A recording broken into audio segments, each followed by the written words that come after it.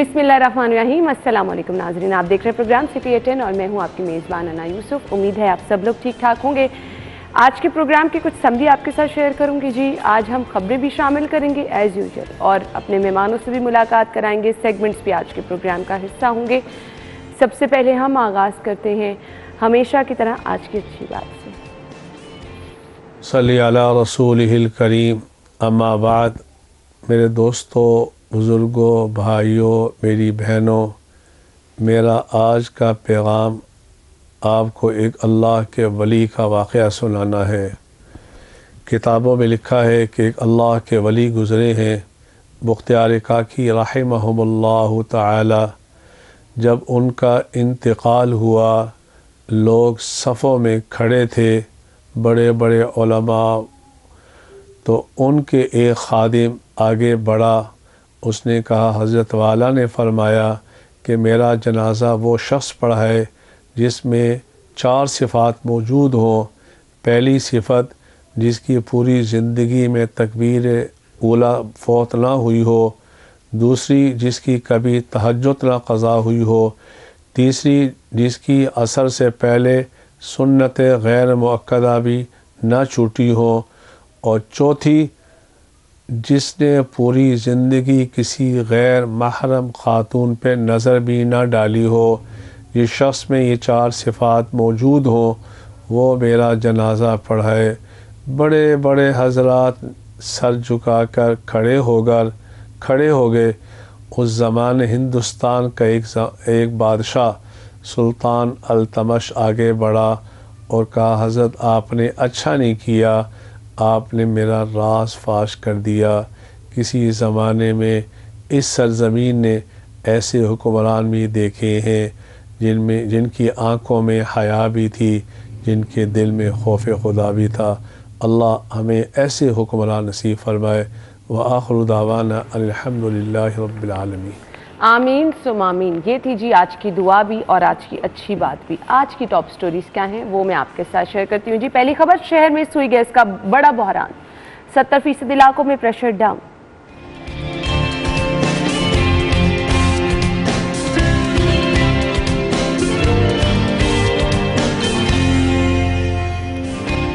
शहर में ट्रैफिक का निजाम मुतासिर, गाड़ियों की लंबी कतारें, वाहन बेबस।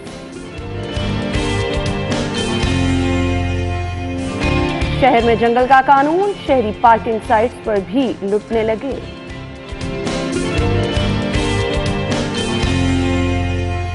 और कौमी खजाने को करोड़ों का नुकसान कैसे पहुंचा, प्रोग्राम में आपको ये भी बताएंगे।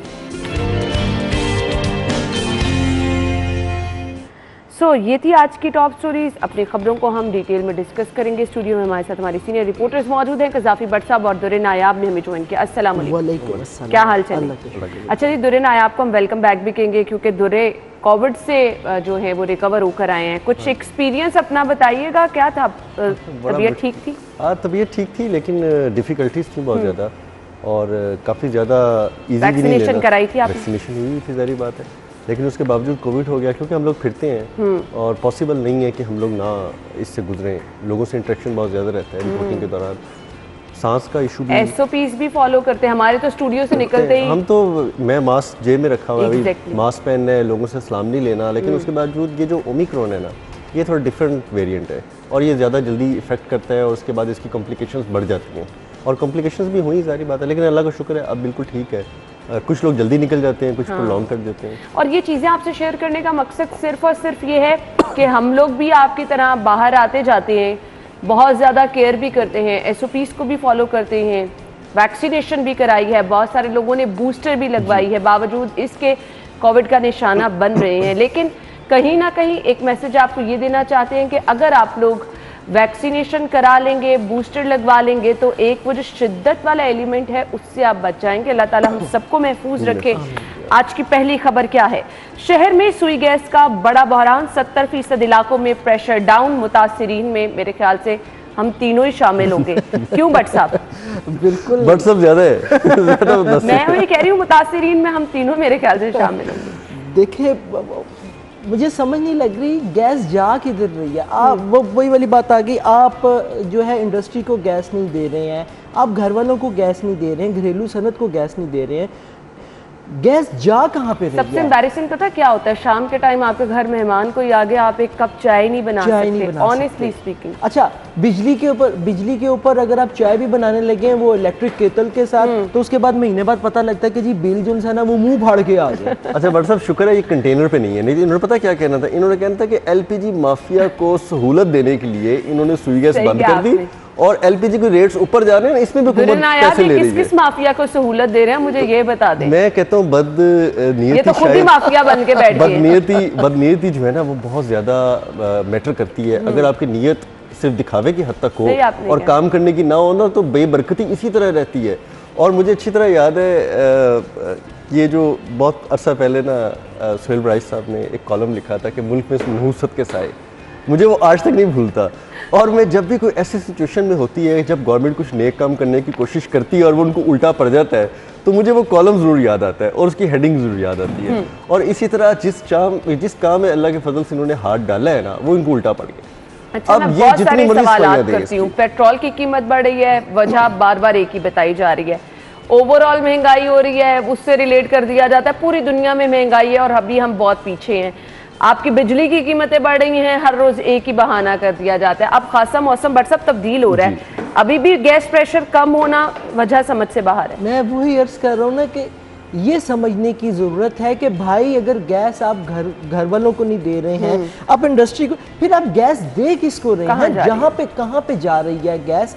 ये जो बहरान है, मसनूई बहरान है या हकीकत में बहरान है क्या चीज़? अच्छा, इसके ऊपर भी कोई क्लैरिटी नहीं आती है। अच्छा, अभी मौसम अच्छा बेहतर हो रहा है, आप ये देखें बिजली की भी लोड शेडिंग साथ स्टार्ट है। सही कह रहे हैं, साथ बिजली की भी लोड शेडिंग स्टार्ट है। अभी सीजन वैसे उस तरीके से नहीं आया।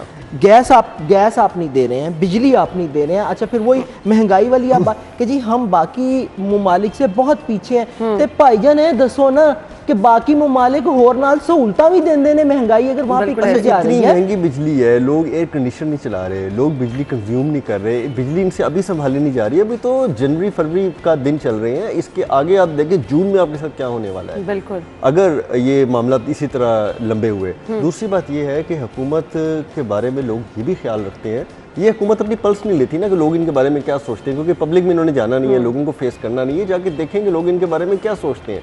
लोग ये भी सोचते हैं कि गरीब को गुर्बत के झांसे में डालकर अब उससे ध्यान हटाने के लिए इस किस्म के जो इश्यूज़ क्रिएट करते रहते हैं। कभी बिजली के मसनूई बहरान आ गया, कभी गैस का मसनूई बहरान आ गया, कभी इन्होंने जो है वो दर्जा अव्वल दर्जा दोम का जो घी है उसकी कीमत बराबर कर दी है। ये नहीं कल से समझ आ रहा है कि लोगों को ये क्या हो गया है और ये कैसे हो गया है। अब कौन किस माफिया को सपोर्ट कर रहा है, कौन किसकी तरफ जा रहा है, कोई चीज़ ये कंट्रोल कर पाए हैं। इनकी महंगाई के जितने दावे थे वो सारे जो है ज़मीन बोस हो गए हैं। इनके जितने तर्जुमान थे अब महंगाई पे बात करने से कतराते हैं। पहले वो दलीलें देते थे, उल्टी सीधी बातें होती थी, सब हम भी सुन लेते थे, उनकी समझ भी लेते थे, लेकिन अब वो भी कतराते हैं। अब लोगों के हालात ये हैं कि आप जाके मार्केट में देखें तो सही, आप लोगों से मिलें तो सही, आप नजरें मिलाएं सही, कोई एक मिनिस्टर, कोई एमपी है, कोई एमएलए जाके लोगों के साथ बैठ के इकट्ठ करके देखे। अच्छा, आपको याद है पिछले दिनों इन्होंने दोबारा प्राइस कंट्रोल कमेटियां बनाई और 6 रुकनी के 5 रुकनी वुज़रा की एक कमेटी बना दी कि जी इसको कंट्रोल करेंगे। उस कमेटी ने अब तक क्या किया वो बताएं ना, यानी कि कौन सी प्राइस जो है वो इन्होंने कंट्रोल कर ली है। सब लोगों की आंखों में मट्टी धुली जाती है कि आपको बता दिया जाता है हम कमेटी खेल रहे हैं, आपके लिए काम कर रहे हैं। मैं ना कल एक सोशल मीडिया पे एक वीडियो देख रहा था फैसलाबाद की। एक वज़ीर-ए-आज़म के बशीर है, वो बग्गी में बैठ के बाजार से गुजरते हैं तो लोग जो है ना वो मुखालिफ जमात के नारे लगा देते हैं। तो बंदा पूछता है कि होया कि तानू कहना असि गुस्से चला रहे थे, यानी कि लोग अब जो पीछे के ना वो भी गुस्से में मुखालिफ जमात के नारे लगाए। मैं आपको ये भी बता रहा हूँ, आप तैयार हो जाएं सारे, पेट्रोल की कीमतें फिर बढ़ने वाली हैं, ये मैं आपको एडवांस में बता रहा हूँ। आदत हो गई है हर एक महीने बाद, आदत नहीं होगी ये सुनने की, ये देखने की, और लोग इंतजार करते हैं ये खबर कब। खबर तो अब ये होगी कि व्हाट्सएप कहें कि अब पेट्रोल की कीमतें गिरने वाली हैं। अब इसको खबर कहा जा सकता है क्योंकि अब नया कुछ नहीं रहा। हर महीने इवन लोग पूछते हैं व्हाट्सएप इस महीने स्टार्ट होने वाला महीना पेट्रोल की कीमत बढ़ रही है, लोगों को पहले से अंदाजा हो चुका है ना। मैं साइकिल ठीक करवाने गया बेटे की, तो वो ना संडे वाले दिन ना वो बाहर ही बैठा होता है साइकिल ठीक कराने वाला।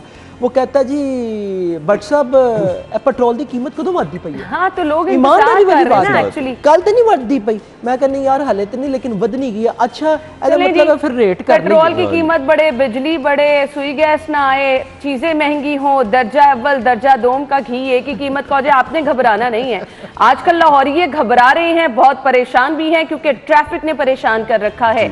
हम खुद भी अगेन मुतासिरीन में शामिल हैं, कल का एक्सपीरियंस भी शेयर करेंगे। आज और कल जो ट्रैफिक प्लान बनाया जा रहा है मैच के पेश नज़र, उस पर भी हम थोड़ी सी बात करेंगे। ब्रेक के बाद ज्वाइन करते हैं जी।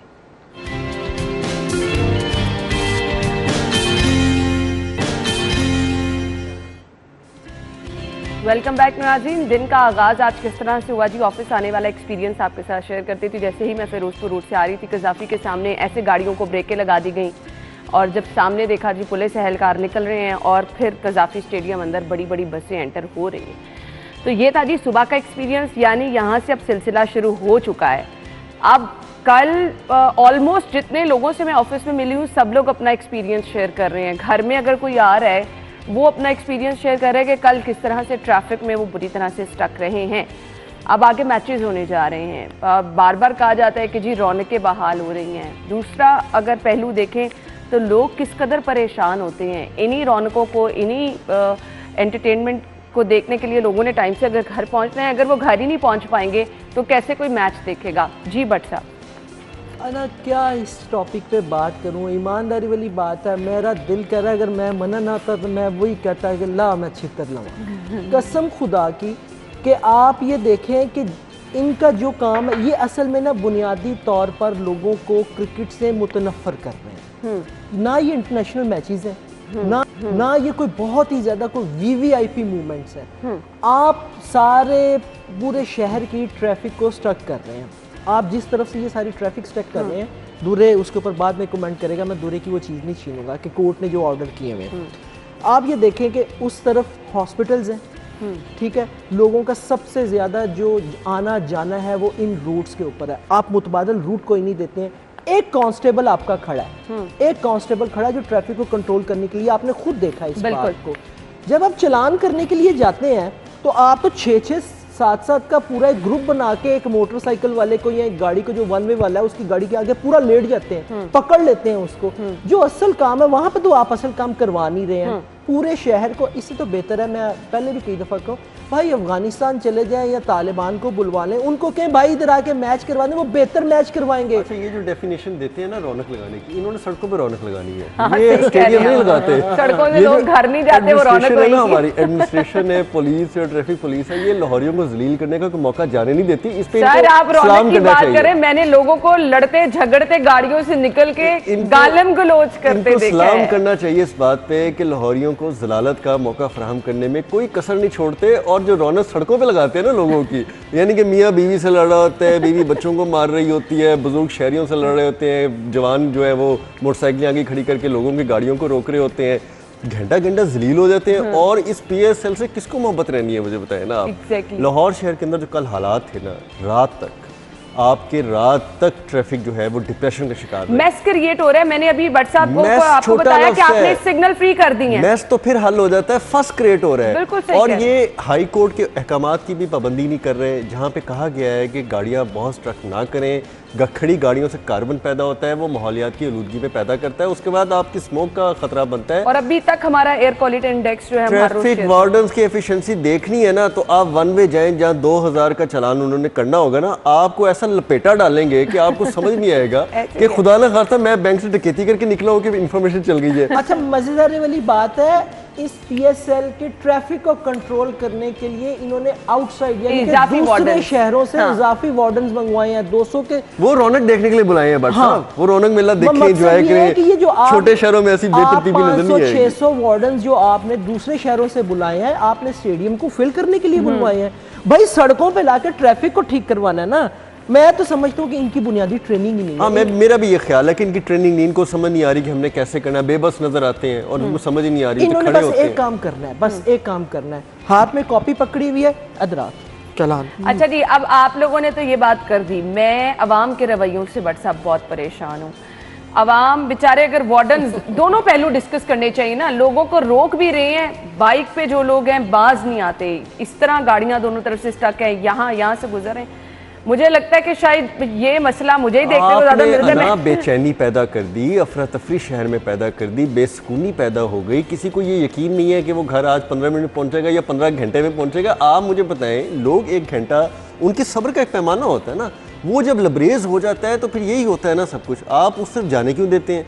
आपने जो पीछे लंबी लाइनें लगवाई होती हैं वीवीआईपी मूवमेंट के बाद, आप निकलवाएं ना। फिर आप लोगों को खुद रास्ते फराहम करें, उनको आगे लेके चलें। कुछ भी नहीं कर रहे होते हैं, ये वेट कर रहे होते हैं कि सड़कें खाली। अच्छा, मैं बिल्कुल अना की बात से इत्तेफाक करता हूँ। बड़ी गाड़ी रखने से या महंगी मोटर बाइक खरीदने से ना तो मुहज़्ज़बपन आ जाता है और ना ही ड्राइविंग सेंस आती है। आप सड़कों के ऊपर देखें, दूरे आप भी रोज़ाना गाड़ी चलाते हैं, मैं भी चलाता हूँ, अन्ना भी चलाती हैं, कि बड़ी गाड़ी वाले हों या छोटी गाड़ी वाले हों, मोटर बाइक वाला हो या पुरानी फटीचर उसके पास बाइक हो, वो इस तरीके से सड़क के ऊपर गाड़ी चलाएंगे कि अल्लाह ईमानदारी, सब्र नहीं है, सब्र नहीं है। आप लाइनें तोड़ेंगे, क्रिस क्रॉस करेंगे, डेफिनेटली अगर traffic management point of view से देखा जाए तो उसकी वजह से जो फर्स क्रिएट होगा वो डेफिनेटली उसको डिप्रेशन को खत्म करते हैं, कई घंटे लग जाएंगे।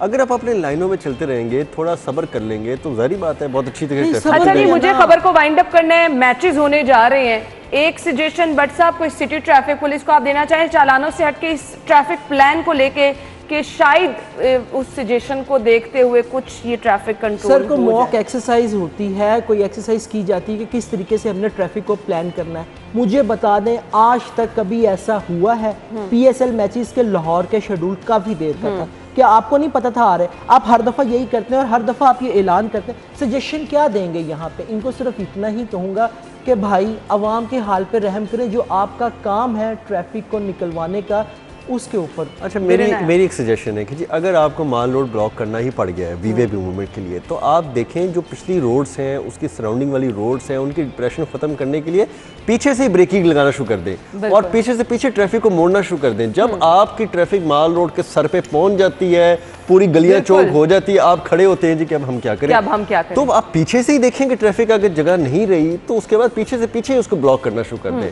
आप मत तो खड़ा होकर तमाशा देखें माल रोड पे। माल रोड के पीछे डेविस रोड भी है, माल रोड के पीछे आपकी केनाल ब्लॉक हो जाती है, जेल रोड ब्लॉक हो जाता है, लिंक रोड जितने हैं सारे ब्लॉक हो जाते हैं। वहीं से डाइवर्ट करना। मदारी का और बंदर का तमाशा देखा आपने कभी? बचपन में देखा ना, मदारी के हाथ में डुगडुगी पकड़ी होती है और आगे बंदर खड़ा होता है और तमाशे खड़े। ये असल में ना ये वो काम करते हैं। लेकिन डुगडुगी कौन बजा रहा है, मदारी कौन है, ये भी क्लियर करें ना। और बंदर तो जाहिर बात है अवाम ही बनी होगी। ये थोड़ी सी सीरियस डिस्कशन होगी। मैच देखने जाएंगे, मुझे खबर वाइंड अप करके ब्रेक की सवाल ही पैदा नहीं होता। मैं इस ट्रैफिक के पेश नजर नहीं जाऊंगा, मैं खुद नहीं जाऊंगी, तो फिर ये एंटरटेनमेंट कैसी रह गई है जी। हमने अपनी ड्यूटीज पर रहना है। मैच के टाइमिंग पे भी मेरे ख्याल बहुत सारे टीम जो है वो ऑफिस में अपनी ड्यूटी कर रही होती है और जो लोग बाहर होते हैं वो सिर्फ और सिर्फ परेशान होते हैं। ट्रैफिक प्लान भी चाहे आप जारी कर दें, जो हालात बाहर होंगे वो कंट्रोल से चले जी। हम गुड लक कहते हैं सिटी ट्रैफिक पुलिस को। आई होप प्लीज लोग भी, और हम यही कह सकते हैं सिर्फ, और क्या कर सकते हैं जी। लेकिन हम आपको जरूर मनाजिर दिखाते रहेंगे, अपडेट करते रहेंगे कि शहर में हालात क्या हैं।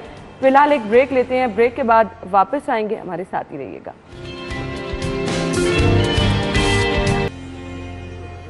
ब्रेक के बाद खुशामदीद। मसाइल ही मसाइल हैं। ट्रैफिक की बात की, महंगाई की बात की। अब जी आप, कल भी हमने ये बात की थी कि शहरी कहीं पे भी महफूज नहीं है। शहर में जंगल का कानून, शहरी पार्किंग साइट पर लुटने लगे।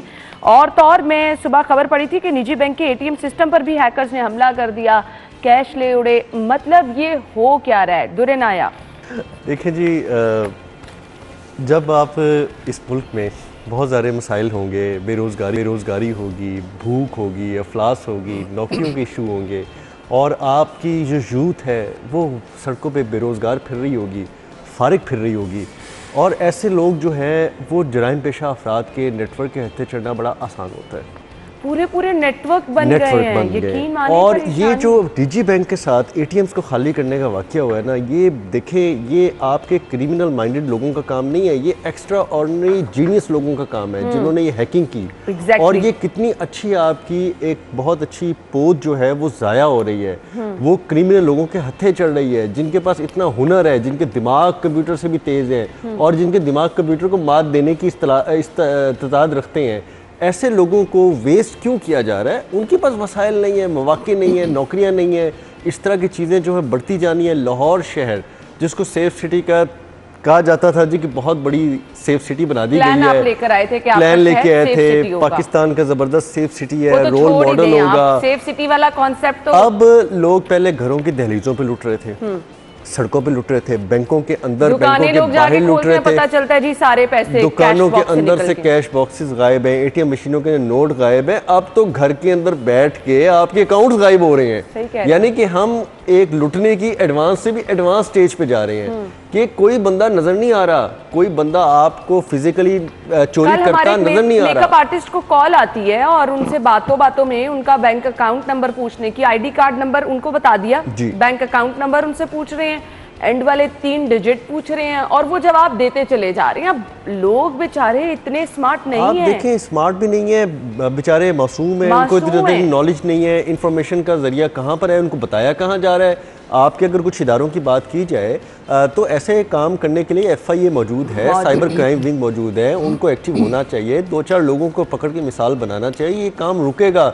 इन नेटवर्क को ब्रेक करना चाहिए जिस तरह माजी में कभी CIA करती थी। जब SP उमर विरक साहब होते थे तो बड़े बड़े नेटवर्क ब्रेक होते थे। हर रोज आप सुबह उठे आपको मैसेज आ रहे होते, इतने तोले आपका सोना निकल गया, इतनी रकम आप जीत चुके हैं। आप समझ ही नहीं आ रहा कि आप घर में बैठे इतने अमीर हो रहे हैं, एक्चुअली आप गरीब हो रहे हैं। मैसेजेस मुझे आते हैं ना, अब तक तो मैं करोड़पति हुई होती। लोग जाते हैं ATM पे, उनके 20 छोटी-छोटी चोरियां 10-10 20-20 हज़ार ATM से निकालते हैं। बाज़ का लोग बॉदर भी नहीं करते, कुछ लोगों को समझ ही नहीं आ रही होती कि ये पैसे कहाँ चले गए, और डेली बुनियादों पे उनके ATM से, उनके अकाउंट से आर्टिफिशियल जो इंटेलिजेंस के तहत उनकी स्टीलिंग हो रही है, पैसे चोरी हो रहे हैं। अब इन चीज़ों को कहाँ रोकना है, किसने रोकना है, किसको समझ बूझ है? मेरा ख्याल है कि अगर आप बैंक के अकाउंट्स में महफूज नहीं रहे, आप घर के अंदर महफूज नहीं रहे, आप घर की दहलीज पे महफूज नहीं रहे, सड़कों पे नहीं रहे, बैंकों में नहीं रहे, अब आप अपने जो इलेक्ट्रॉनिक डिवाइसेस के जरिए जितने भी आपके अकाउंट्स हैं, कैश है, वो भी महफूज नहीं होता, कहाँ जाएंगे? अच्छा जी, यहाँ तक हम ब्रेक लगाते हैं। ब्रेकिंग न्यूज़ आपके साथ शेयर करनी है और फिर ये इस तमाम नेटवर्क को तोड़ने वाले जो आवाम के मुहाफिज हैं, कुछ उनका किरदार भी हमने डिस्कस करना है। ब्रेकिंग न्यूज़ क्या है जी? सरकारी स्कूलों में दाखिला को कामयाब बनाने के लिए ये स्टेप उठाया गया है। बेफॉर्म की शर्त जो है उसको ख़त्म किया जा रहा है, और मकसद बेफॉर्म की शर्त को ख़त्म करने का क्या है कि आपकी जो दाखिला मुहिम है आपने उसको कामयाब बनाना है, यानी मैक्सिमम एडमिशन जो है वो करवाने हैं। पंजाब हुकूमत ने दाखिला मुहिम कामयाब बनाने के लिए बेफॉर्म की शर्त ख़त्म कर दी। मज़ीद तफसीलात जो हैं वो जान लेते हैं, हमें जुनेद ने ज्वाइन किया है। जुनेद, बताइएगा ये फैसला किया गया, मकसद बेसिकली इसका क्या था? जी, असल में एक तो सरकारी स्कूलों में बच्चों की जो दाखिला है मुहिम है उसको कामयाब बनाना है, और दूसरा ये भी था कि जब बच्चे स्कूल में आते थे तो उनका दाखिला रिजेक्ट कर दिया जाता था और उनको कहा जाता था कि पहले आप बेफॉर्म बनवा कर लाएं, तो उसी सूरत में जो है वो दाखिला किया जाए। तो इस सूरत हाल में जो बच्चे थे वो प्राइवेट स्कूलों का रुख कर रहे थे, क्योंकि नादरा के चक्कर लगाने से वालिदैन जो है मुकासर थे, क्योंकि वो सरकारी नौकरियां या किसी प्राइवेट जगह पर अगर कोई नौकरी कर रहे थे तो उनके लिए नादरा जाना बड़ा मुश्किल था बच्चों के लिए। तो इस सूरत हाल से बचने के लिए अब पंजाब हुकूमत ने पंजाब भर के सरकारी स्कूलों में, जिनकी तादाद 48,000 से ज़्यादा, वहाँ पर ये अब सहूलत दे दी है कि बच्चे को बगैर बेफार्म के दाखिल किया जाएगा, और बच्चे के वालिदैन किसी भी वक्त साल में या किसी वक्त जब उनके पास टाइम हो तो उस वक्त जो वो बेफार्म बनवा कर जो है वो स्कूल में जमा करवा सके। लेकिन बेफार्म की बुनियाद पर अब किसी भी बच्चे का पंजाब भर में दाखिला जो है वो रिजेक्ट नहीं किया जाएगा। ठीक है जी, बेफॉर्म की कम अज कम बुनियाद पर दाखिला रिजेक्ट जो है वो नहीं किया जाएगा। जुनेद हमारे साथ मौजूद थे, अपडेट कर रहे थे। बट साहब, दुर्रे नायाब ने तो खासा डिटेल में बता दिया। मुझे बता दें, तहफ़्फ़ुज़ आवाम को फराहम करना है हमारे पुलिस एहलकारों ने, जो कि आवाम के मुहाफ़िज़ हैं। जब हर जगह जंगल का कानून है, चोरी डकैती की वारदातें हो रही हैं, हम पार्किंग स्टैंड की तरफ भी आएंगे, क्या कर रहे हैं पुलिस एहलकार? देखिए, पुलिस एहलकारों का तो खैर ये काम नहीं है कि जो ये साइबर क्राइम हो रहा है, हाँ जो साइबर क्राइम वालों का काम है, FIA वालों का, वो तो इस वक्त किसी और काम में मशगूल हैं। उनको तो लगाया हुआ ना कि आप अपोजिशन के जो लोग हैं उनके बैंक अकाउंट्स, उनकी जो तफसीलात हैं, कहाँ कहाँ पे क्या, वो उनके ऊपर लगे। जब देखें आप उस तरफ लगवाएंगे तो फिर इस तरफ कौन तवज्जो देगा? कर वो इधर भी रहे हैं, लेकिन 100 में से सिर्फ 2%। जो ये मैं रोज अमीर होता हूँ, थोड़ी देर बाद पता लगता है कि वो फिर गरीब हो गया हूँ। ये असल में जिनका काम है वो ये कर नहीं रहे। और बट सब अपने आप को इतना लकी फील करते हैं कि बेनजीर इनकम स्पोर्ट में भी उनका पैसे निकल आए हैं, जीतो शोज जो है पाकिस्तान, उनके भी उसमें पैसे निकल रहे हैं, निकल आते हैं। पता नहीं कितने तोला मेरा सोना निकलता है। और अच्छा हाँ, आपने सेफ सिटी की बात की। देखिए सेफ सिटी का नाम मत लिया करें, इसका नाम ना तब्दील कर दें, इसका नाम रखना ट्रैफिक चलान। बिल्कुल आपने सही कहा। अच्छा जी, ये साइकिल की फीस 5 रुपए के बजाय 10 रुपए ली जा रही है और साइकिल की फीस जो मोटरसाइकिल की 10 के बजाय 20। ये जंगल का कानून है, कोई पूछने वाला नहीं है। इंतजामिया कहती है कि हम इसके जिम्मेदार नहीं हैं, इंतजामिया जाके कार्रवाइयाँ भी करती है, ये माफिया दोबारा से ऐसे आ जाता है। ये माफिया जो है ना वो हुकूमत ने खुद खुली छूट दे रखी है, ये इतना प्रॉब्लम नहीं है। ये जब आप किसी प्लाजे को, किसी सरकारी प्लाजे को, एलडी के पार्किंग प्लाजे को रेगुलेट करना क्या मुश्किल काम है। एक तरफ से बाइक जाती है, गाड़ी जाती है, दूसरी तरफ से निकलती है, कौन सा माफिया है और किस बंदे की बात कर रहे हैं आप। ये सारे मिले हुए हैं ऊपर से लेकर नीचे तक। आप इतनी हैरानकुन बात सीमल बनाम सरकार प्रोग्राम कर रही है, उर्दू बाजार से कहती है उन्होंने जी ऐसी पार्किंग की बनी बनाई पर्चियां ली हैं एग्जैक्टली और जो मर्जी पार्किंग स्टैंड खोल ले और मजे की बात है जहाँ मर्जी आप एक जैकेट पहने पतली सी, उसके पीछे लिखवाएं जी के पार्किंग कंपनी और उसके बाद आप खड़े हो जाए, पर्चियां आपको बनी बनाई मिल जाए, बनी बनाई मिल जाए, खुले प्लॉट हो, हर जगह जाके खड़े हो जाए, किसी को कुछ पता नहीं कि ये पार्किंग साइट अप्रूव्ड है अनअप्रूव्ड है, यहाँ पे पार्किंग रेट्स क्या लगने हैं क्या नहीं लगने। लोग आ रहे हैं और ये आपने बड़ा थोड़ा रेट बताया है, मोटरसाइकिलों से 20-20 30-30 रुपए लिए जा रहे हैं, घंटे की बुनियाद पर, गाड़ियों से घंटों की बुनियाद पे 50 रुपए वसूल किए जा रहे हैं और 150-150 रुपए तो प्राइवेट पार्किंग प्लाजों के अंदर 150 रुपए फी घंटा लिया जा रहा है। सबसे अहम बात ये है कि देखिए पार्किंग का ये इशू है। सबसे बड़ी बात यह है कि जिन लोगों ने ये बड़े बड़े प्लाजा बना लिए बगैर पार्किंग प्लाजा के, वो किस तरह अप्रूव हो गए? सर ये तो रिवायत बन गई है, अभी भी बन रहे हैं, अंडर कंस्ट्रक्शन ऐसे प्लाजे हैं। तो ब्रेक का कहा जा रहा है, आप हमसे एलडी से पूछे, उन्होंने कहना है जी बहुत अच्छा शहर बना रहे हैं, हम तो कमाल कर दिए। जी ब्रेक ले लेते हैं, ब्रेक के बाद वापस आएंगे तो हमने अगली खबर की तरफ जाना है। अगली खबर हमारे पास क्या है? कौमी खजाने को नुकसान पहुंचा है, कैसा नुकसान, कहां का नुकसान, कौन पहुंचा रहा है नुकसान? वैसे तो हर जगह ही नुकसान पहुंच रहा है। ब्रेक के बाद वापस आएंगे, इसको डिटेल में डिस्कस करेंगे, हमारे साथ ही रहिएगा।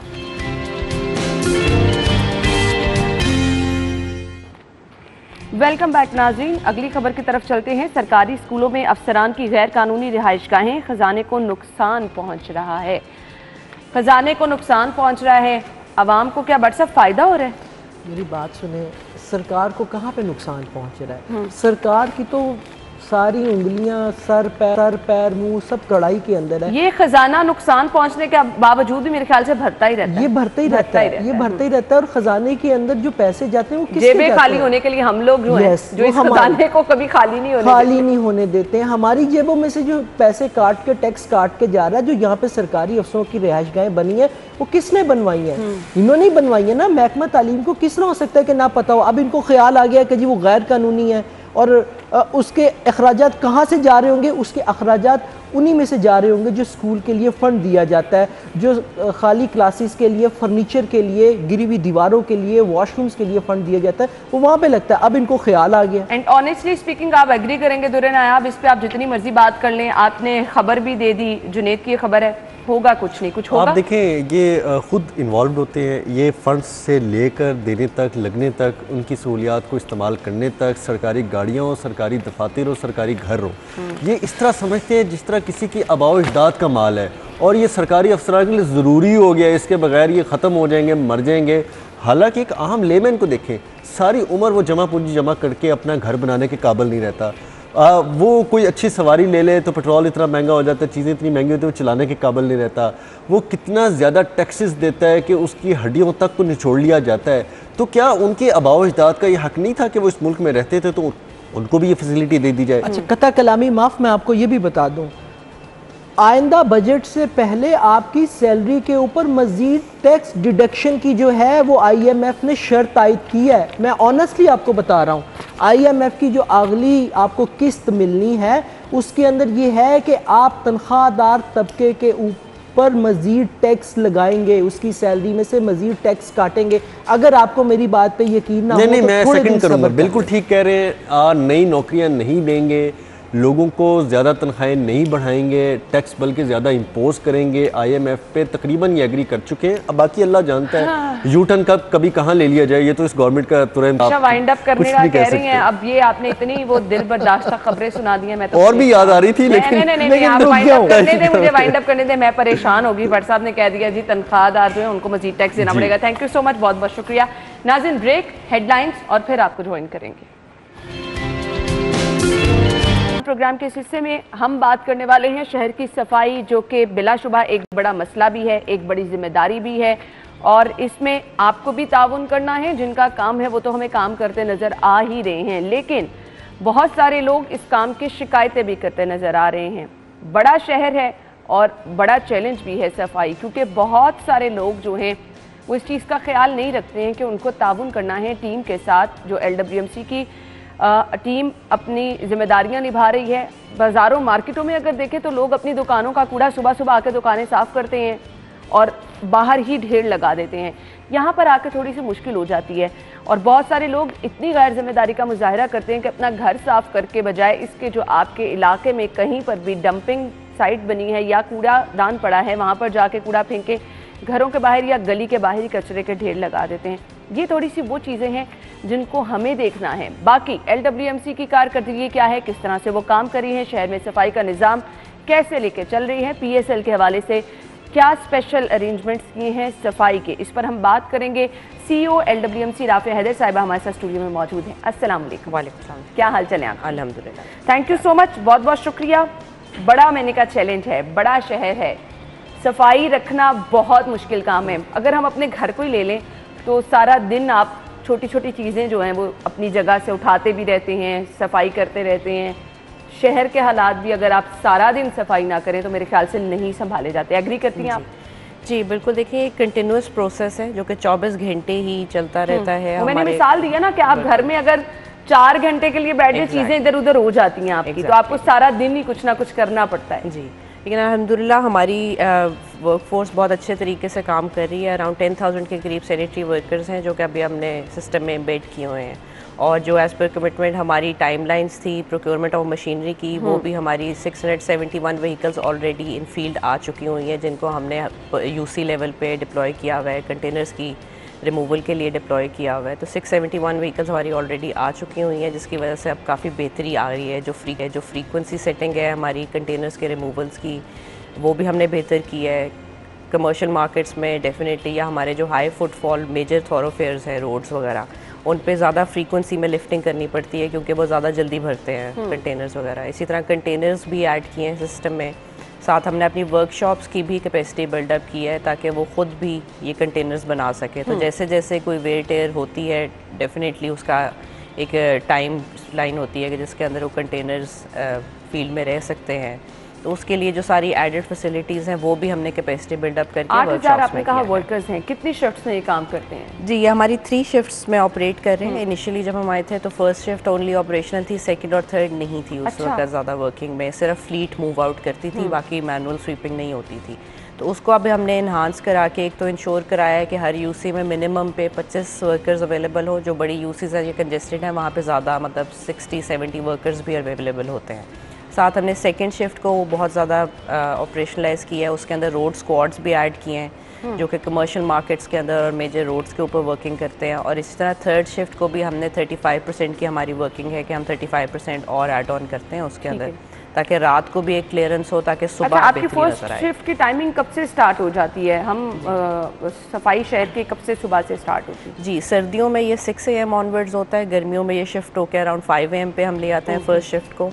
और इसी तरह सेकंड शिफ्ट 1 और 2 PM के दरमियान होती है। थर्ड शिफ्ट जो है वो 9 और 10 PM के दरमियान जो है वो रोल आउट होती है। तो 8 आवर्स की शिफ्ट होती हैं जो जिसको हमने फिर स्ट्रेंथन अप जिस तरह मैक्सिमम हम लोग कर सकते हैं वो उसके साथ। अच्छा राफिया साहिबा, ये बताएगा क्या कुछ इलाकों को कैटेगराइज किया गया है, कैटेगरी बनाई गई है कि ये A कैटेगरी के इलाके हैं, ये B और ये C?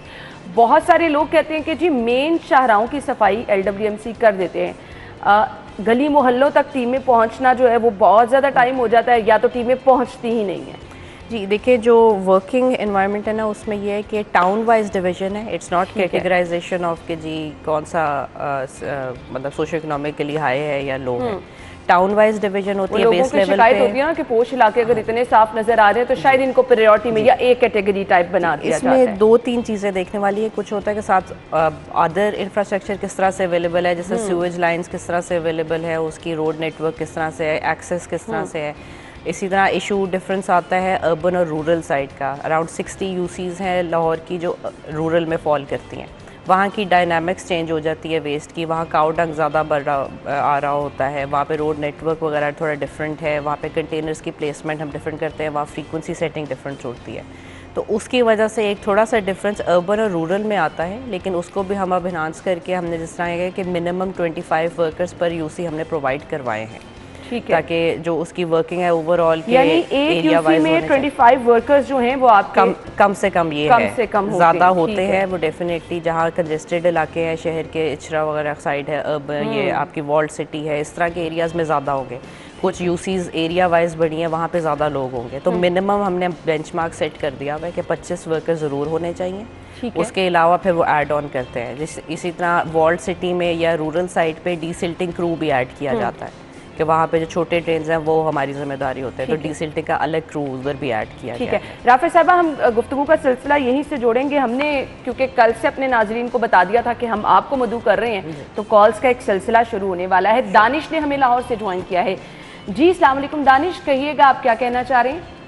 वालेकुम सलाम जी। सबसे पहले तो राफिया साहबा जो काम कर रही है वो बहुत अच्छा है, लेकिन एक मसला जो हम इस पर पहले भी आवाज़ उठाते रहे, मैंने सोशल मीडिया पे भी लिखा था कि जो सोसाइटीज़ हैं, प्राइवेट सोसाइटीज़, वो अपना काम नहीं कर रही हैं, और जो काम कर रही हैं वो LWMC का काम बढ़ाने का काम करती हैं। यानी वो अपना गंद और कूड़ा जो है या तो वो नालों में फेंक देते हैं या फिर वो जो LWMC के इलाके हैं वहाँ फेंक देते हैं। तो उनको कैसे पाबंद किया जाएगा कि वो जो है वो अपना कूड़ा करकट जो है उसको खुद ठिकाने लगाएं? ठीक है, थैंक यू सो मच। आपके पास बहुत अच्छा पॉइंट है, क्या प्लानिंग है राफे साहिबा? जी, ये बड़ा एक पर्टिनेंट इशू है जो कि हमें काफ़ी ऑपरेशनली हमें हर्ट कर रहा था, क्योंकि डिफरेंट हाउसिंग सोसाइटीज़ वगैरह का कॉन्ट्रैक्चुअल अरेंजमेंट में होता है या उनके अपनी अरेंजमेंट्स हैं। तो उसको अब हमने क्लब इन किया है कि हमने अपने इन्फोर्समेंट विंग और रेवेन्यू डेवलपमेंट जो बिज़नेस डेवलपमेंट वाली साइड है उनको ज़्यादा इन्हांस किया है पिछले कुछ महीनों में। वहाँ पे हमने हायरिंग वगैरह प्रॉपर की है ताकि वो एक तो सिस्टमेटिक हो जाए काम। इस तरह इन्फोर्समेंट इंस्पेक्टर्स को ऐड किया है सिस्टम में, और जहाँ वो 1500 इंस्पेक्शंस पर मंथ कर रहे थे उसको हमने इंक्रीज़ करके अराउंड 8000 इंस्पेक्शंस पर मंथ पे लेके आए हैं, ताकि वो रेगुलेशन वगैरह सारी वर्किंग होती रहे, ऑन ग्राउंड पता चलता रहे। इसी तरह विजिलेंस की टीम ऐड ऑन की है अपने सिस्टम के अंदर, जो कि इसके ऊपर फिर नज़र रखते हैं कि कौन से वो लोग हैं कि जो इस तरह की एक्टिविटीज़ में मुलव्वस हैं। फिर उनको फिर केटर फॉर किया जाता है कि या तो उनकी हम लोग इन्फोर्समेंट एक्शंस में उनकी गाड़ियाँ इम्पाउंड होती हैं, जिस तरह अभी रिसेंटली भी हमने अराउंड 1 महीने में 70 के करीब गाड़ियाँ इम्पाउंड करके उनको किया है, ताकि उसको फिर हम राउट अप करें। उनके कॉन्ट्रैक्टर्स के ऊपर फिर वर्किंग होती है कि वो कहाँ पे प्रॉपर डिस्पोजल्स कर सकते हैं, कहाँ पे उन्होंने कूड़ा लेके आना है और रास्ते में डंपिंग नहीं करनी। उसके ऊपर हम फिर TCPs अपनी ओपन कर देते हैं उनके लिए, और इस तरह की चीज़ें, वो रेगुलेटरी फंक्शन प्लस अवेयरनेस दोनों साइड से ये बहुत ज़रूरी है। अच्छा जी, हम वहीं से सिलसिला आगे जोड़ेंगे। आपने कहा 25 मैक्सिमम मिनिमम इसके करीब करीब कोशिशें की जाती है कि वर्कर्स हर यूसी में रहें। अब लोग ये कहते हैं कि जी एक दफ़ा टीम आ जाती है और दोबारा जल्दी टीम, क्योंकि सुबह लोग घरों की सफाई करते हैं, ऑब्वियसली कूड़ा बाहर रख देते हैं, बहुत सारे लोग रात को ये प्रैक्टिस करते हैं, दोबारा टीम नहीं आती है। तो वह ये शिकायत दूर करने के लिए गैप बहुत टाइमिंग में आ जाता है, उससे क्या होता है कि आपका एक बार फिर से कचरे के ढेर नज़र आना शुरू हो जाते हैं।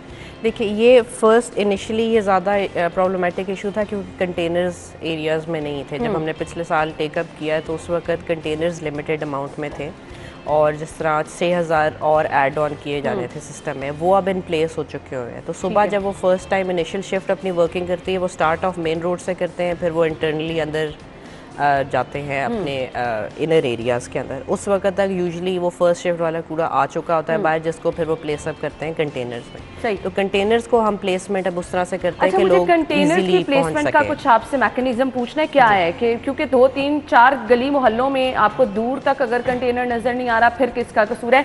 उमर ने हमें ज्वाइन किया है लाहौर से। जी उमर, कहिएगा क्या पूछना चाह रहे हैं? जी अस्सलाम वालेकुम, मैं लाहौर से बात कर रहा हूँ, सब्ज़ादार से। मैंने अक्सर देखा है कि कंटेनर्स वगैरह भी पड़े होते हैं और LWMC का स्टाफ भी काम करके जा रहा होता है अपनी शिफ्ट के अकॉर्डिंगली, कूड़ा उठा के चले जाते हैं, लेकिन आवाम का जो है ना वो उसमें कोई रोल नहीं नज़र आ रहा है। आवाम फिर भी कूड़ा वहीं से फेंक देती है। जाहिर है बार बार तो उठाने कोई भी नहीं आएगा ना।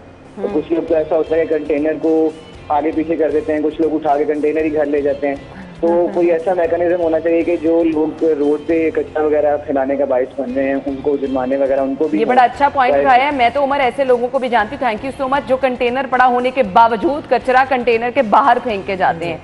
अब आवाम को शऊर किस तरह से देना है, ये एक बहुत बड़ा सवाल है। इसके लिए मेरे ख्याल से आपको टाइम टू टाइम कैंपेन्स ऐसे स्टार्ट करते रहने चाहिए, लोगों को बार बार याद दिलाना चाहिए। इतनी गाड़ियों में लोग बैठे होते हैं और आपको देख के अफसोस होता है कि रैपर्स आइसक्रीम खा के बाहर फेंके जा रहे हैं, फिर आप क्या कर सकते हैं? फिर आप सिर्फ इस तरह के रवैयों पर अफसोस ही कर सकते हैं। फिलहाल हम एक ब्रेक लेते हैं, ब्रेक के बाद हम उमर की तरफ से जो सजेशन दी गई है कि फाइन्स करने चाहिए, मेरा भी यही ख्याल है कि फाइन्स होने चाहिए। ब्रेक के बाद राफे साहब ऐसे पूछेंगे, हमारे साथ रहिएगा। वेलकम बैक नाज़रीन, गुफ्तगू का सिलसिला आगे बढ़ाएंगे। हमें नवाज साहब ने ज्वाइन किया है लाहौर से। जी नवाज, कहिएगा क्या पूछना चाह रहे हैं आप? मैम मैं ये पूछना चाह रहा हूँ कि आपकी जो LWMC की टीमें हैं ना जी, वो मुतहर्रिक बड़ी नज़र आ रही हैं, लेकिन हम जो हमारा एरिया है बंद रोड वाला, ये न्याजी अड्डा और यतीम खाने वाली साइड सारी, ठीक है, यहाँ आप जरा विजिट करके देखें कि वहाँ गुजरना मुहाल हुआ होता है। कूड़े के ढेर लगे हुए हैं और वो लगे हुए हैं, लेकिन प्रॉपर तरीके से कर नहीं रही टीमें काम। गलियों में सफाई, ठीक है, फॉलो अप टाइप कोई हम पूछ लेते हैं कि मैकेनिज्म है। थैंक यू सो मच, बहुत शुक्रिया आपका। जी क्या कहना चाहेंगी? पहले इनका इलाका जो बंद रोड का इन्होंने जिक्र किया है, अगर कूड़ा उठा लिया जाता है तो फॉलो अप वाला कोई नहीं, यार टीमों ने सही तरह से काम किया है, कुछ ऐसा तरीक़ेकार है? वन ऑफ दोज एरिया जिस तरह मैं बताई थी जहाँ पे इंफ्रास्ट्रक्चर इश्यूज़ वगैरह आते हैं, वहाँ पे वासा की प्लेसमेंट वगैरह भी नहीं है, वहाँ पे रोड नेटवर्क के इश्यूज़ वगैरह भी जनरली आते हैं। तो उसमें वो चीज़ें ये हमारी ऑपरेशनल हर्डल्स में ऐड ऑन करते हैं, जब वो आपका सूएज बाहर निकल रहा होता है और हमारी वेस्ट अंदर ऐड इन हो रही होती है। तो इसी तरह हर यूसी पे जो बंदे प्रोवाइड किए हैं वो इसी वजह से प्रोवाइड किए हैं कि वो कांस्टेंट प्लेसमेंट वहाँ पे रहे। कोई कंप्लेंट भी आती है तो वो कांस्टेंट उसके ऊपर वर्किंग भी होती है और जनरली भी सफाई उसी तरह से हुई। लेकिन ये एक वो इलाका है कि जिसके अंदर इंफ्रास्ट्रक्चरल इश्यूज़ की वजह से भी ऐड ऑन होते हैं हमारे ऑपरेशनल हर्डल्स। सही, तो जी आपको बता दिया कि किस बुनियाद पर जो है यहाँ पर मसाइल हैं, लेकिन LWMC की टीमें यहाँ पर काम भी कर रही हैं। इश्यूज़ क्योंकि मल्टीपल यहाँ पर हैं जिसकी वजह से कुछ मुश्किलात हैं। कंटेनर्स की प्लेसमेंट मैं पूछ रही थी कि किस तरह से की जाती है? देखिए इनिशियली तो जहाँ पे ऑलरेडी लोग डिपेंड कर रहे होते हैं वहाँ पे प्लेसमेंट वगैरह हम लोग करते हैं ताकि उनका बहुत ज़्यादा बिहेवियर चेंज एस्पेक्ट ना लाना पड़े, क्योंकि अगर हम कहीं और प्लेस कर भी देते हैं तो लोग वहाँ तक लाना एक उनको पूरा एक प्रोसीजर होता है कि जिसमें उसको लेके जाया जाए। इतना दूर कंटेनर पड़ा है कि फिर हमारी मजबूरी है। एग्जैक्टली, तो वो इसकी वजह से फिर हम जहाँ जहाँ ये चीज़ें इस तरह हीप्स बन रही होती हैं वहाँ पे हम इनिशियली प्लेसमेंट करते हैं और फिर अगर उसमें और कोई इश्यूज़ वगैरह हों, कुछ जगह पे हमें ये हर्डल्स भी आते हैं कि लोग कहते हैं प्लेस ना करें कंटेनर्स और ओपन हीप्स डेवलप होने देते हैं, लेकिन कंटेनर्स की प्लेसमेंट को एक्टिवली अवॉइड किया जाता है फॉर सम रीज़न। तो फिर हम उनके साथ बात भी करते हैं लोकली और कोशिश होती है कि उनके घर से काफ़ी दूर प्लेस किया जाए ना। हाँ जी, लोग ख़ास तौर पे गली मोहल्लों में ये हो रहा होता है। हाँ जी, तो उसकी वजह से भी हमें थोड़े इश्यूज आते हैं, लेकिन फिर हम लोकली उनके साथ बैठते भी हैं, बातचीत करते हैं कि ओपन हीप्स की बजाय बेहतर है कि कंटेनर के अंदर प्लेस अप हो रहा हो बजाय कि बाहर खुला नज़र आए और वो भी तो वहीं पे फेंके जा रहे होते हैं जनरली। तो प्लेसमेंट हम फिर इस हिसाब से ही सही। अच्छा जी, PSL का मेला क्योंकि सजने जा रहा है शहर में, तो इसके लिए भी हम देखते हैं जहाँ स्पेशल अरेंजमेंट्स किए जाते हैं, सिक्योरिटी के इंतज़ामिया पैच वर्क वगैरह कराती है क्योंकि टीमें आई होती हैं आपकी और आपकी बड़ी स्पेशल मूवमेंट भी रहती है, सफाई के इकदाम भी होते हैं। सफाई के स्पेशल क्या है अरेंजमेंट? जी डेफिनेटली ये एक बड़ा हाई प्रोफाइल इवेंट है सर्टनली, और हमारी जो हमारा रोल है उसके अंदर वो भी हमें सही तरीके से पता है। तो हमने ऑलरेडी इसके ऊपर 245 के करीब सैनिटरी वर्कर्स हैं जिनको स्पेशल ड्यूटी पे इधर लगा दिया हुआ है, जो कि with in the enclosure wise भी प्लेस होते हैं, बाहर स्टेडियम के भी, और जो रूट्स वगैरह हैं उनके ऊपर भी स्पेशल एफर्ट लोग बड़े एहतमाम के साथ मैच देखने के लिए जाते हैं, खाने पीने की चीज़ें लेके अगर जा रहे हैं और बाहर आते आते अगर आ रहे हैं रैपर्स ये वो, मैच खत्म होने के बाद आपको मेरे ख्याल से एक बड़ा चैलेंज का सामना होता होगा। जी, ये हर मैच के बाद ये एक प्रोसीजर पूरा करना पड़ता है और इसीलिए लोगों से भी गुजारिश है कि जो उधर बिन्स प्लेस्ड हैं उनके अंदर कोशिश करें कि वो अपनी चीज़ें डालें, या फिर एटलीस्ट जो अपने साथ तो नहीं होगा राफे साहब कि आपके बाकी शहर की सफाई कॉम्प्रोमाइज़ हो? नहीं, देखिए ये हम एडिशनल वर्कफोर्स रखते हैं इन इवेंट्स वगैरह के लिए, या जिस तरह last year vaccination centres develop हुए थे, फील्ड हॉस्पिटल्स डेवलप हुए थे, क्वारंटीन सेंटर्स हुए थे, तो ये स्पेशली हम इनके लिए अलग रखते हैं क्योंकि फ्रॉम टाइम टू टाइम ये चीज़ आती रहती है, कहीं ना कहीं इंगेज करने पड़ते हैं। तो उसके लिए हम ये सेपरेट रखते हैं, ये वो मिनिमम 25 को हर्ट नहीं करते, हम उधर से पोलन नहीं करते, ये सेपरेट अरेंजमेंट होती है जो कि यूजुअली रूटीन में होती है। ठीक है, रियाज साहब ने हमें ज्वाइन किया है। जी रियाज, कहिएगा क्या पूछना चाह रहे हैं आप राइफा से? जी अस्सलाम वालेकुम। मैं मुगलपुरा से बात कर रहा हूँ। मुगलपुरा मेन बाजार जो है ना, गंज बाजार, उसमें कूड़े करकट की जो जगह बनी हुई है वहाँ पे इतना गंद है कि गाड़ी या मोटरसाइकिल से भी गुजरना मुश्किल है। एक बात सफाई करने वाले। चलें जी, आपका सवाल तो पहुंच गया है। मेरे ख्याल से कुछ डिस्टॉर्शन थी। मुगलपुरा गंज बाजार में सफाई का इशू। जी, जनरली ये चीज़ें हम नोट कर लेते हैं डेफिनेटली, लेकिन वही बात है कि हमने हर यूसी में अपने वर्कर्स को भी ऐड इन किया है, और इसी तरह जो हमारी 671 की नई मशीनरी आई है वो भी यूसी लेवल पे डिवीज़न है। तो उसमें congested, urban, rural, socio economically high, socio economically low, वो सारे एरियाज़ उसी तरह से कवर्ड है। उसमें कोई भी एरिया अनकेप्ट नहीं रहता। अब मुगलपुरा की अगर बात होती है, वो एक कंजेस्टेड इलाका है, वहाँ पे मार्केट बहुत ज़्यादा है, उसकी एक्सेस वगैरह वो सारा कुछ, ये सारी चीज़ें एक ऐड ऑन हो रही होती है, लेकिन इन एरियाज़ को कोई हमने साइड लाइन नहीं किया हुआ। कंटेनर्स भी उसी तरह प्लेस होते हैं, गाड़ियों की मिकदार भी उतनी ही प्रोवाइड की जाती है, और लोग जो वर्कर्स हैं ऑन ग्राउंड वो भी उसी तरीके से इनको फैसिलिटेट किया जाता है। हसन खावर साहब इस वक्त प्रेस कॉन्फ्रेंस कर रहे हैं, तर्जुमान पंजाब हुकूमत। पहले उधर जाएंगे, फिर हम गुफ्तगू का सिलसिला आगे बढ़ाएंगे। फैसलाबाद के 90 हस्पताल इम्पैनल हो चुके हैं, रावलपिंडी के 56 और सरगोदा के 30 हस्पताल हैं, और बहावलपुर के 99 हस्पताल हैं। डेरा गाजी खान के भी 65 हस्पताल इम्पैनल हो चुके हैं। सो ये बहुत तेज़ी से ये काम जारी है, और इसमें जो हमारे पब्लिक सेक्टर के हस्पताल हैं वो भी हिस्सा ले रहे हैं, और इस 593 में से 134 सरकारी हस्पताल भी शामिल हैं, और ये बहुत तेज़ी से प्रोसेस जारी है।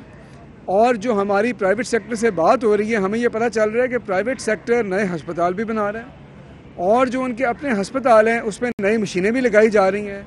तो ये सरमायाकारी का जो सफ़र है ये बहुत तेज़ी से जारी है, और यही वो चीज़ है जो आपकी ऑपोजिशन को चुभ रही है, क्योंकि ऑपोजिशन के खामो ख्याल में भी नहीं था कि ऐसा कोई निज़ाम लाया जा सकता है कि 3 साल की कलील मुद्दत के अंदर हम सबसे बड़ा जो शोबा सेहत का उसको फ़िक्स कर सकते हैं, और ऐसा इनकलाबी मंसूबा दे सकते हैं। और यही देख के उनको टेंशन भी हो रही है, उनके माथे पे पसीने भी आ रहे हैं, उनके पेट में मरोड़ भी उठ रहे हैं, और इसीलिए वो दर बदर की ठोकरें खा रही हैं। कभी एक दरवाजे पे जाकर मदद मांग रहे हैं, कभी दूसरे दरवाजे पे जाकर। हसन खावर इस वक्त मीडिया से गुफ्तगू कर रहे थे, जो कि आपने मुलाहिजा की मिसेस शहजाद ने हमें ज्वाइन किया है। जी पूछिएगा, क्या कहना चाह रही हैं? जी अस्सलाम वालेकुम। मैं भी दरख्वास्त करना चाह रही थी। जी जी कहिए। ये एरिया है आशियाना का, रिंग रोड के ऊपर। मैं चाहूंगी कि इस एरिया आप दोबारा से बता दीजिएगा शायद। जी ये आशियाना है, रिंग रोड, आशियाना रोड। चलिए जी ठीक है जी, आपको शायद किसी की कॉल आ रही है। जी ताफिर साहिबा क्या कहना चाहेंगी? ये जो रिंग रोड के करीब आशियाना रोड वगैरह, इसकी भी जो एरिया डायनामिक्स है वो अर्बन रूरल डिवाइड क्या है, इधर काउडंग और उधर कैटल विक्शन वगैरह के इश्यूज आते हैं, कैटल प्लेसमेंट है। तो ये चीज़ें हैं कि जो वो फ्रीक्वेंसी उनकी बहुत हाई है, और वो ज़्यादातर इधर इलीगल डंपिंग भी होती है, क्योंकि करीबी हाउसिंग सोसाइटीज़ हैं, और जो रूरल एरिया से आ रहा होता है लोग वहीं पे सड़क पे फेंक जाते हैं।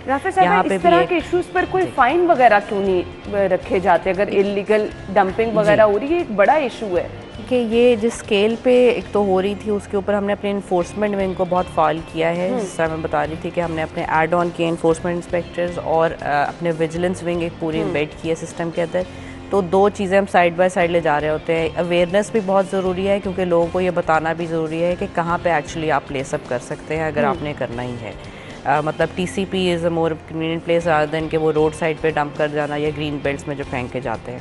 एक तो हम ये साइड रख रहे होते हैं। दूसरा जो कंटिन्यूस हैबिचुअल है उनके ऊपर डेफिनेटली इन्फोर्समेंट होती है। उसमें हम पुलिस के साथ मिलके, डिस्ट्रिक्ट एडमिनिस्ट्रेशन के साथ मिलके वर्किंग कर रहे होते हैं। हमने व्हीकल्स इम्पाउंड करते हैं, लोगों को अरेस्ट भी कराया जाता है, और इसी तरह फ़ाइन्स की इम्पोजिशन वगैरह भी होती है, लेकिन वो बहुत मिनिमल फ़ाइन्स है, उस तरह से बहुत ज़्यादा कैटेगोरिकल नहीं है। तो इसलिए हमारी ज़्यादा कोशिश होती है कि उनको डाइवर्ट कराएं towards our temporary collection points.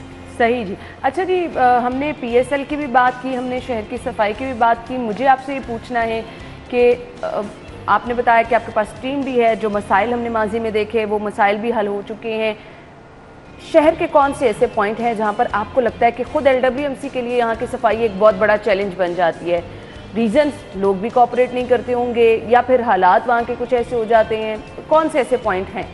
देखिए, शहर बेसिकली ना इस वक्त 3 एंटिटीज़ हैं जो इस शहर को बेसिकली क्लियरेंस कर रहे हैं। LWMC अपने जुरिस्डिक्शन में काम कर रहा होता है, लेकिन इसके अलावा कंटोनमेंट बोर्ड भी है और रेलवे का एरिया है जो कि ये अपनी एंटिटीज़ खुद करते हैं। तो लोगों को ये भी देखने की ज़रूरत है कि किस एरिया में ये ज़्यादा इश्यूज़ आ रहे हैं। प्लस डेफिनेटली जो बॉर्डर एरियाज़ होते हैं ना, उसके अंदर ये प्रॉब्लम्स आ रही होती है, तो हमें ज़्यादा स्ट्रेच करके इन एरियाज़ की क्लियरेंस भी करवानी पड़ती है, क्योंकि वो जुरिस्डिक्शन की लिमिट्स वगैरह और उसके ऊपर वर्किंग वो उनके बॉर्डर एरियाज़ होते हैं, तो वो अंदर वर्किंग उस तरह से नहीं कर रहे होते, अपने सेंट्रल एरियाज़ में ज़्यादा कर रहे होते हैं। तो उस तरह के हैं कुछ पॉइंट्स जहाँ पे ये वर्किंग में इश्यूज़ आ रहे होते हैं, लेकिन हमने डेफिनेटली एज अ कंपनी हम फुली ऑन बोर्ड है। हम अपनी जितने रिसोर्सेज और जितने एक्सटेंसिव वर्किंग हम करा सकते हैं वो कर रहे हैं। सही। मैसेज क्या देना चाहेंगे लाहौरियों को आप? जी, अगेन आप हमारा साथ दें। हमारे वर्कर्स बहुत मेहनत से काम कर रहे होते हैं, 24 घंटे होता है और ये एक ईजी काम नहीं है, तो जितनी उनकी मदद हो सकती है उस पर करें। कंटेनर्स का यूज़ करें जहाँ पे इश्यूज़ हैं। मैच देखने के लिए आने उनको कोई स्पेशल मैसेज देना चाहेंगे? जी, अगेन द सेम थिंग कि अगर अपने इंक्लोजर्स को उसी तरह से साफ़ रखें, जो साथ लेके आ रहे हैं उनको कंटेनर्स में उधर बिन्स प्लेस्ड होंगी उधर ही फेंकें, या हमारे जो लोग उधर खड़े होंगे उनको पकड़ाएं। अदरवाइज जितना ही वो एक्सटेंसिव होता है उतना ही उनको काम ज़्यादा करना पड़ेगा। टाइम टेकिंग भी होता है और फिर आप एक वो अजीब मैसा क्रिएट हो जाता है। यहाँ पर आपके ताउन की बहुत ज़्यादा ज़रूरत होती है। थैंक यू सो मच आफिद साहब, बहुत बहुत शुक्रिया आपके कीमती वक्त के लिए। नाज़रीन, हम लेंगे एक ब्रेक, ज्वाइन करेंगे आपको एक ब्रेक के बाद। हमारे साथ ही रहिएगा।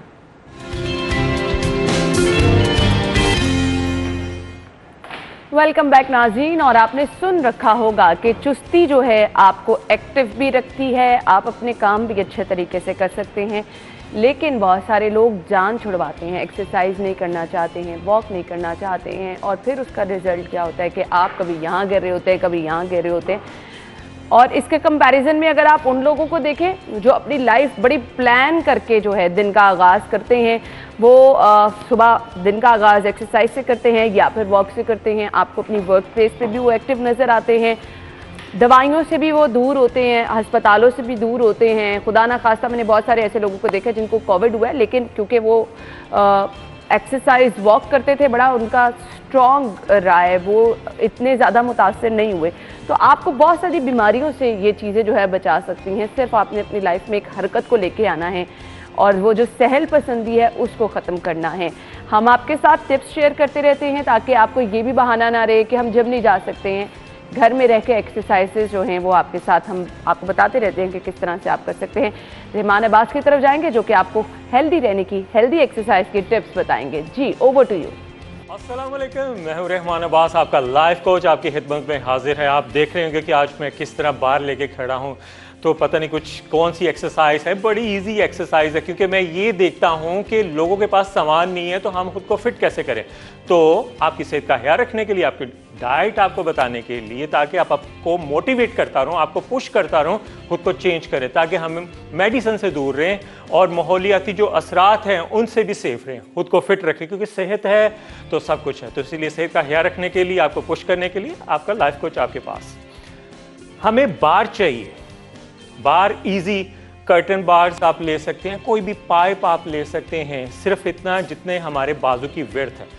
वैसे तो मेरे बाजू लंबे हैं थोड़े से, तो इसलिए मेरे पास अभी फ़िलहाल यही है, तो इसी को, क्योंकि ये वेट की बार है, तो हम घर में पाइप जो सिंपल कर्टन पाइप वो ले सकते हैं। ये प्लान, ये प्रोग्राम उन लोगों के लिए जो जिम नहीं जा सकते, हम उनको मोटिवेट करते हैं कि अपनी सेहत का ख्याल रखें। तो चले एक्सरसाइज करते हैं। एक्सरसाइज का आज का टॉपिक क्या है? लव हैंडल्स और बैक फैट को स्ट्रॉन्ग करना, बैक फैट खत्म करना और इसको स्ट्रॉन्ग करना। लव हैंडल्स एक बार के साथ कैसे मुमकिन है? सोचने वाली बात है ना। अब हम करेंगे तो बताएंगे, और ये हम करते हैं। इसकी रेपिटेशन जैसे जैसे अब करते जाएंगे मोर इफेक्टिव होती जाएगी। तो सिंपल, फर्स्ट मैं स्ट्रेचिंग वर्कआउट से इसी से स्टार्ट करूंगा, यही वर्कआउट में ऐड होगा, यही स्ट्रेचिंग वार्म अप में ऐड होगा। तो सिंपल, जितनी शोल्डर से बाहर आप ग्रिप ले लें, आर्म्स अप आपने करना है, देन इसको शोल्डर लेवल पे ले आए, स्टिफ हो गया, आर्म्स मेरे स्टिफ है, देन आपने मूव करना है। इसमें शर्त ये है, कोर आपका टाइट, चेस्ट आपकी अप, डाउन नहीं करना, बैक पोस्चर आपका चेंज हो जाता है। First then move. ओके 1, ये स्लो मोशन में, 2, 3, 4, 5, आर्म्स मेरे स्टिफ हैं, कोर मेरा टाइट है, पोस्चर से आपको पता चलता होगा। 6, 7, 8, 9, 10, ये 10 ईच साइड आपने करना है। फर्स्ट एक्सरसाइज, आज हमारा टॉपिक है, सेगमेंट है, सेशन है लव हैंडल्स के लिए, ओब्लिक्स मसल्स के लिए, रिब्स को स्ट्रॉन्ग टोन अप करने के लिए। उसके बाद नेक्स्ट एक्सरसाइज हमने करनी है, ये इफेक्टिव एक्सरसाइज, इसको क्रॉसफिट एक्सरसाइज भी कहते हैं। पाँव शोल्डर लेवल वाइड, बार अपने बैक शोल्डर पे रखें, मैक्सिमम वाइड जितना इजी ग्रिप कर सकते हैं, फेस डाउन नहीं होना चाहिए, शर्त इसमें ये। देन सामने देखें, बैंड हो 90 degree. 1, chest up, core tight, 2, 3, movement perfection, 4। मुझे परफेक्शन चाहिए इसमें, रेपिटेशन बाद में देखेंगे। फर्स्ट परफेक्शन, फिर उसके बाद रेपिटेशन आप करते जाएंगे। परफेक्शन मोर इंपॉर्टेंट है। कहीं भी चले जाएं, डॉक्टर करवाएगा, वो बहुत अच्छा करवाता है, तो इसलिए मैं आप चाह रहा हूं कि आप पहले ही सब कुछ सीख जाएं। 4, 5, 6, मैं खुद कम लगा रहा हूं, आपने ज्यादा लगाने हैं। 15, 3 सेट्स, 10 सेकेंड ब्रेक के बाद आपने करने। थर्ड एक्सरसाइज, फिर बार की हमें जरूरत है, आज बार वर्कआउट है, क्योंकि इससे आपका बॉडी फ्रेम, ओब्लिक्स, पोस्चर अगर डाउन है तो स्ट्रेट होना शुरू हो जाएगा। अब more famous effective exercise, chest up, core tight, down नहीं करना। अब डाउन करने से चेस्ट भी डाउन है और पेट पे भी कोई इफेक्ट नहीं आ रहा। Chest up, core tight, arm stiff, stiff करने, ये लूज है, ये स्टिफ है। Then right and left move, breathing circulation इसमें काउंट करनी है। जिस तरह मैं जाऊंगा सांस उस तरफ शॉर्ट लेना है,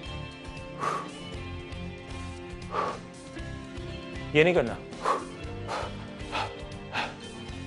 सांस लेने में सारी एनर्जी चलेगी तो फिर बाकी करना क्या। हमने जिस मसल को टारगेट करना है, इस पे भी प्रॉपरली बुक बनी है, उसको आपने कंट्रोल करना है। सारा माइंड उस पर, चाहे चेस्ट है, चाहे शोल्डर है, चाहे ओब्लिक्स हैं, उस पर फोकस करना है। आप चेस्ट अप, डाउन नहीं, chest up, arm stiff, core tight, short breath. 15 each side. इसका और एक फायदा ये है कि अगर आपका शोल्डर डाउन है तो वो स्ट्रेट होना शुरू हो जाएगा। लाइक दिस, ये डाउन है, आप स्ट्रेट रहने की आपको आदत पड़ जाएगी। ये इफेक्टिव एक्सरसाइज हैं, बहुत ज़्यादा नहीं कि हम आपको बता रहे हैं जी बस जी प्रोग्राम बन गए। नो, हम एग्जैक्ट परफेक्ट नॉलेज आप तक डिलीवर करना चाहते हैं, और इफेक्टिव भी, ताकि कोई मसल इंजरी ना हो और आप सेफली इसको आप कहीं भी कर सकें। अब अगेन बार, या आज बार वर्कआउट, ओब्लिक्स मसल, हमने अब ओब्लिक्स काम करने हैं, क्योंकि क्या करूं, फिर कपड़े भी खुले पहनने को दिल करता है कि हाँ यार यहाँ से पेट निकला तो यहाँ से हम खुले पहने। तो चलें इसको ख़त्म करते हैं, करने से ही ख़त्म होंगे। अब राइट एंड लेफ्ट डाउन होना है। 1, 2, 3, 4, 5, 6, 7, 8, 9, 10। अब इसमें आपने परफेक्शन देखी होगी, मैं आगे नहीं झुका, मैं बॉडी लेवल पे ही स्लोली डाउन हुआ, कोर मेरा टाइट है, आर्म्स मेरे स्टिफ हैं, देन मूव। परफेक्शन आप किसी भी जगह चले जाए, बड़े से बड़े कोच के पास आप चले जाए, डॉक्टर के पास चले, परफेक्शन मेन इसका जो है ना सेंटर पॉइंट है। तो ये आज का हमारा वर्कआउट है ओब्लिक्स मसल, बैक को स्ट्रॉन्ग करने के लिए। 3 सेट्स आपने करने हैं, मिनिमम 15 रैप्स ईच साइड। इसको आपने करना है, इसको मैं रख देता हूँ, अब इसकी जरूरत नहीं है। इसको आपने करना है। ओब्लिक्स मसल्स, लव हैंडल्स, ये यहाँ बने होते हैं, बहुत बुरे लगते हैं, फिर हम यहाँ से जो है ना खुले कपड़े पहनने शुरू करते हैं। तो हम इसको ख़त्म करते हैं ताकि आपको आपकी मर्ज़ी के कपड़े भी मिलें और आप खुद को अच्छा भी फील करें। तो इसको आप करें, मुझे फीडबैक आपने देना है। इफेक्टिव एक्सरसाइज है, दिल रखने वाली बात नहीं, इफेक्टिव एक्सरसाइज है। क्लाइंट्स को भी बताता हूँ, ऑनलाइन भी बताता हूँ, हमारी टीम चाहती है कि परफेक्ट नॉलेज आपको डिलीवर हो। तो इसको आपने करना है ट्वाइस अथराइस वीक में इसको आप रिपीट करें। डाइट का भी ख्याल रखना है। तो मुझे फीडबैक देना है, इंशाल्लाह दोबारा एक नए प्रोग्राम के साथ आएंगे। तब तक के लिए इजाज़त दें, खुश रहें, फिट रहें, हमें दुआओं में याद रखें। ठीक है Rahman, thank you so much. आप फिट रहेंगे तभी आप खुश रह सकते हैं, इसलिए हम आपसे ये टिप्स शेयर करते रहते हैं कि आप घर में रह के अपने आप को फिट रख सकें। अभी हमने एक ब्रेक लेनी है, ब्रेक के बाद सेगमेंट शामिल करेंगे, हमारे साथ रहिएगा।